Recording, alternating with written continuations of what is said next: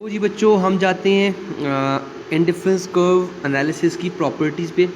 जो very first जो first three properties हैं इंडिफरेंस कर्व की, वो लिंक करती हैं मार्जिनल रेट ऑफ सब्स्टिट्यूशन। मैंने आपको it is a practical phenomena, ये मार्जिनल रेट ऑफ सब्स्टिट्यूशन को आप जहन में रख लें कि marginal rate of substitution is a natural phenomena, is a practical phenomena. मैंने आपको इसकी मिसाल दी है कि इकोनॉमिक्स हमें ये कहती है कि resources are scarce, resources unlimited हैं, स्केयर्स हैं, जिनकी वजह से हम कमोडिटीज़ की सब्स्टिट्यूशन करते हैं। कुछ कमोडिटीज़ के यूनिट्स को या कुछ कमोडिटीज़ को लेट ऑफ करते हैं, छोड़ देते हैं, कुछ को हम कंज्यूम करते हैं, कुछ को परचेज़ कर लेते हैं। अगर ये रिसोर्सेज स्केयर्स ना हों तो हम अपनी विलिंग पे जो चाहे परचेज़ कर सकते हैं। It is not practical possible. ठीक है, हमने मेजॉरिटी एनालिसिस को देखना होता है, कलेक्टिव एनालिसिस को देखना है, तो कोई एक्सेप्शनल केसेस को नहीं देखना होता। आप कहेंगे कि ऐसे यहाँ पे लोग हैं, ऐसे यूनिट्स जो हैं वो एग्जिस्ट करते हैं कि जो अपनी विलिंग के मुताबिक परचेजिंग करते हैं। ये एक्सेप्शनल केसेस हैं। हम मेजॉरिटी को जब देखेंगे ना, अब हम पाकिस्तान की बात करते हैं तो हम कहते हैं कि पाकिस्तान के जो रिसोर्सेज हैं, टोटल रिसोर्सेज ऑफ पाकिस्तान जो हैं, ये belongs 90% out of total resources. जो 90% रिसोर्सेज हैं ये पाकिस्तान के 10% पॉपुलेशन के साथ हैं। बात समझने की है कि 90% of the total resources Pakistan की जो 10% पॉपुलेशन है उनके पास एग्जिस्ट करते हैं, और rest of the 10% resources 90% of the population के पास है। अब हम जब ये analysis marginal rate of substitution की बात करेंगे तो हम उन 10% को नहीं देखते जिनके पास 90% ऑफ द रिसोर्सेज एग्जिस्ट करते हैं, क्योंकि पाकिस्तान में huge unequal income distribution exist करती है।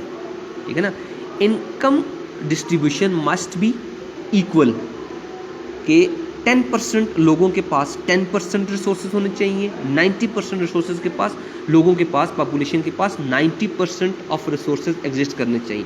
क्योंकि पाकिस्तान में एक huge unequal income distribution exist करती है, तो हम 10% की बात नहीं करेंगे, हम 90% की बात करेंगे। 90% पॉपुलेशन पाकिस्तान की ऐसी है कि जो कमोडिटीज़ की सब्स्टिट्यूशन, मेजॉरिटी की बात करते हैं ना, हम एक्सेप्शनल केसेस को कभी भी नहीं ले सकते ना।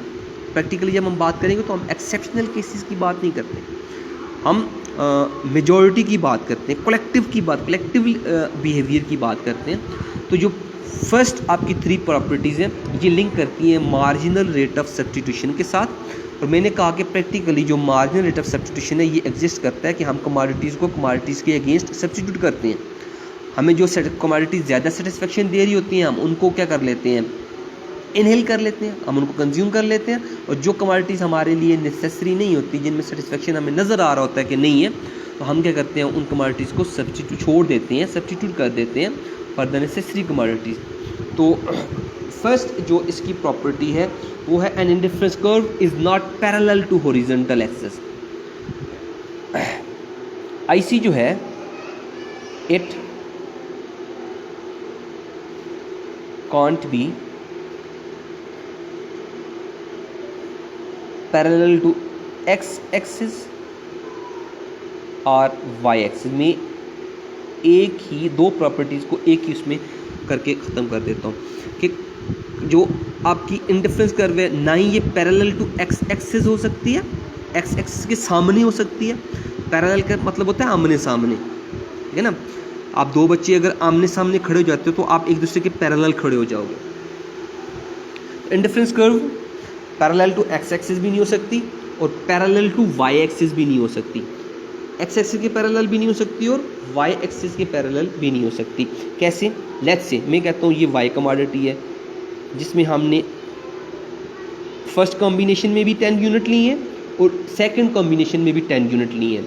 ये एक्स कमोडिटी है जिसके फर्स्ट वाई जब 10 यूनिट्स था तो एक्स हमारे पास 15 यूनिट था। तो सपोज करते हैं कि एक्स कमोडिटी हमारे लिए नेसेसरी कमोडिटी थी जिसमें हमारे लिए सेटिस्फेक्शन ज़्यादा, तो हम without let offing, without skipping the units of Y हम एक्स को बढ़ा लेते हैं। इट इज़ नॉट पॉसिबल ना। Resources are scarce. ये पॉसिबल नहीं है कि एक चीज़ हमारे पास एग्जिस्ट करती है, हम उसको बगैर छोड़े, बगैर लेट ऑफ किए हम कोई दूसरी कमोडिटीज़ को परचेज़ करें। क्लियर हो गया? तो यहाँ पे इन दिस केस जो MRS होगा, मार्जिनल रेट ऑफ सब्स्टिट्यूशन होगा, वो एग्जैक्टली क्या होगा, इस फॉर्म में कि आपने y को स्किप किया ही नहीं और x को क्या कर दिया, यहाँ पे आपने ले लिया या कंज्यूम कर लिया या परचेज कर लिया। डायग्राम पे जाते हैं।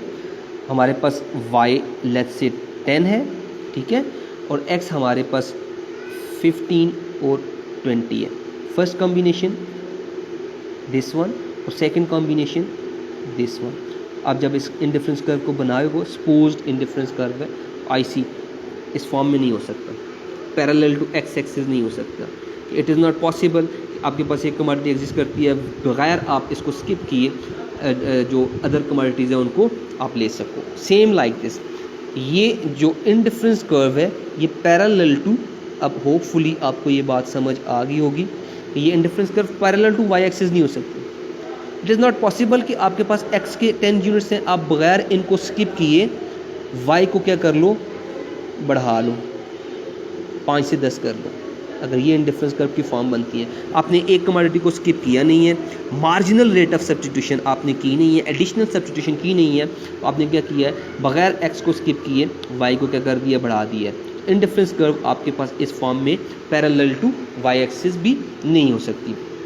या आप कहें सेकंड प्रॉपर्टी की बात करते हैं, नेक्स्ट पेज पे चले जाते हैं। सेकंड प्रॉपर्टी की बात करते हैं, an indifference curve an IC can not be like a straight line demand curve.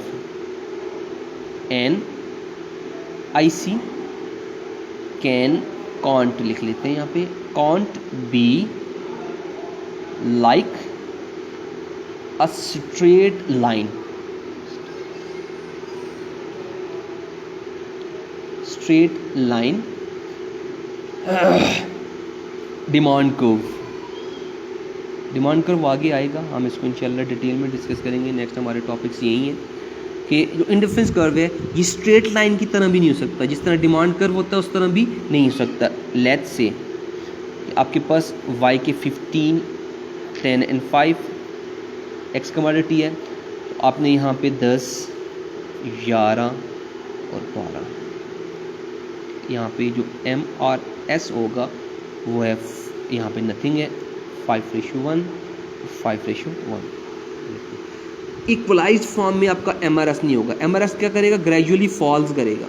It can't be like this, same नहीं हो सकता MRS due to scarce resources. मैंने कहा था कि फर्स्ट की प्रॉपर्टीज़ जो फर्स्ट दो तीन प्रॉपर्टीज़ जो हैं इंडिफरेंस कर्व की, ये MRS marginal rate of substitution के साथ जो है वो लिंक करती है, ठीक है ना। अब इनकी आप प्लाटिंग करें, आपके पास x जो है ये लेट्स से यहाँ पे कर लेते हैं 10, 11 एंड 12, और y जो है ये 5, 10, 15।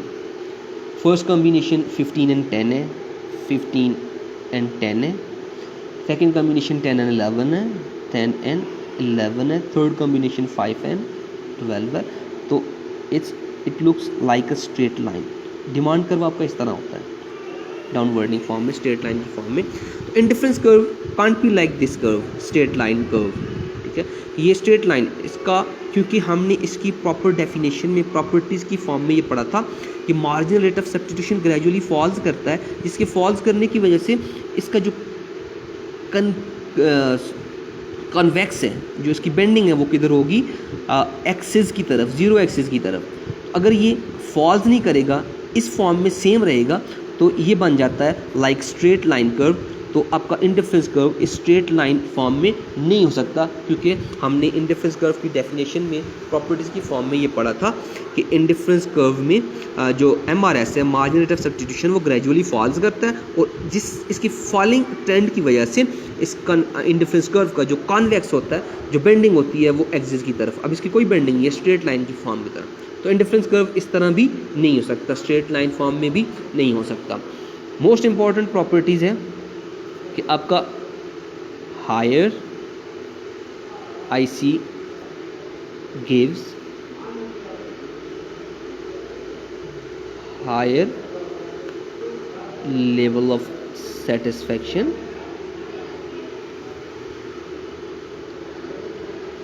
एंड वाइस वर्सा, इसके बरक्स।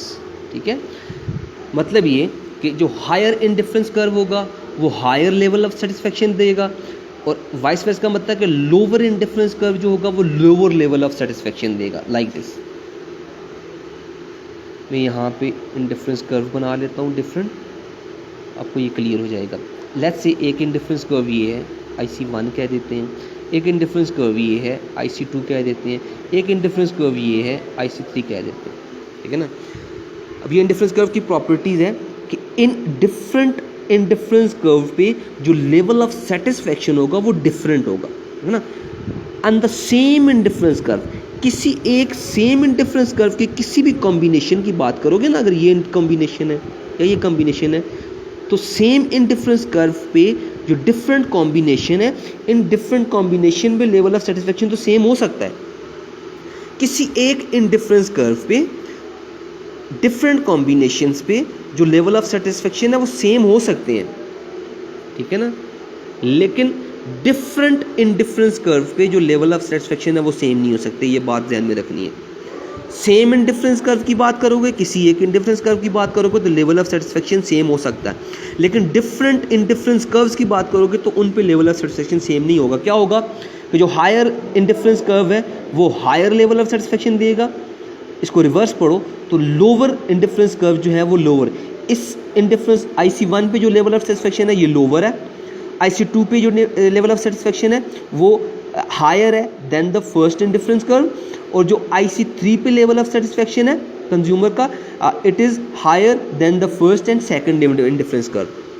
जैसे जैसे आप इंडिफरेंस कर्व हायर पे जाते जाओगे लेवल ऑफ सेटिस्फैक्शन हायर होता जाएगा, तो लोअर पे आते जाओगे तो लेवल ऑफ सेटिस्फैक्शन लोअर होता जाएगा। देन किस तरह कि आप IC3 पे हैं तो लेवल ऑफ सेटिस्फैक्शन हायर है, लेकिन जब आप IC2 पे आओगे तो लेवल ऑफ सेटिस्फैक्शन क्या हो जाएगा, लोअर हो जाएगा than the IC3। First indifference curve पे आओगे तो लेवल ऑफ सेटिस्फैक्शन लोअर होगा than both indifference curve, that is indifference curve 2 and indifference curve 3। Clear हो गया जी। लास्ट वन इसकी जो प्रॉपर्टी है उसको डिस्कस कर लेते हैं, जो कि हमारी फोर्थ है, 2 ICs